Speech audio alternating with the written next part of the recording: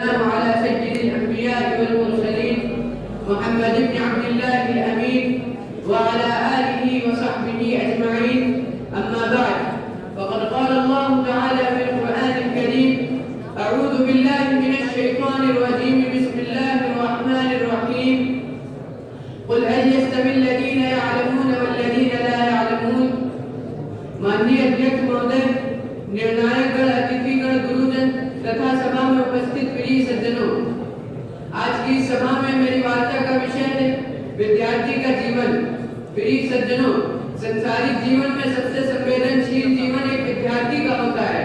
उसके जीवन में अनेकों प्रकार की समस्याएं उत्पन्न होती हैं, परंतु वो समस्याओं के सामने पर्वत की तरह खड़ा रहता है, क्योंकि उसके भविष्य में समाज के अंदर जो उतार चढ़ाव का सामना करना पड़ता है, कौमों और समूहों के जीवन में परिवर्तन लाने वाले विद्यार्थी ही हुआ करते हैं। प्रिय सज्जनों, इस्लाम धर्म में भी विद्यार्थी को बहुत अधिक सम्मान से देखा जाता है।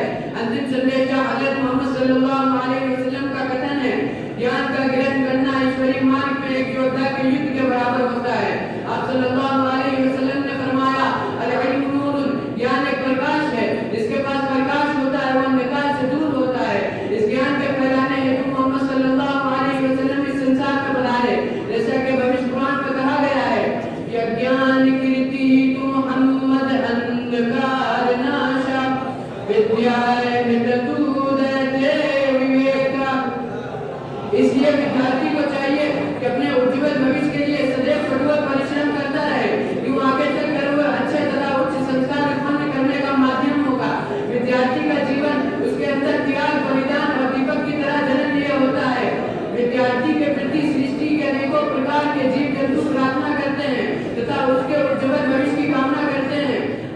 आप सल्लल्लाहु अलैहि वसल्लम ने फरमाया कि ज्ञान का ग्रहण करना हर मुस्लिम का कर्तव्य है। आप सल्लल्लाहु अलैहि वसल्लम ने लोगों को संबोधित करते हुए कहा कि मुझे इस संसार में भेजा गया ताकि मैं अच्छे तथा उच्च संस्कारों को संपूर्ण करूं।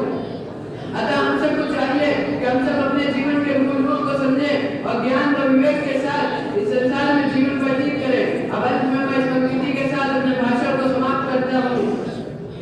ज्ञान से ही बनती है मानव की पहचान, ज्ञान से ही बनती है मानव की पहचान। ज्ञान न हो तो जीवन हो जाता है वीरान। धन्यवाद।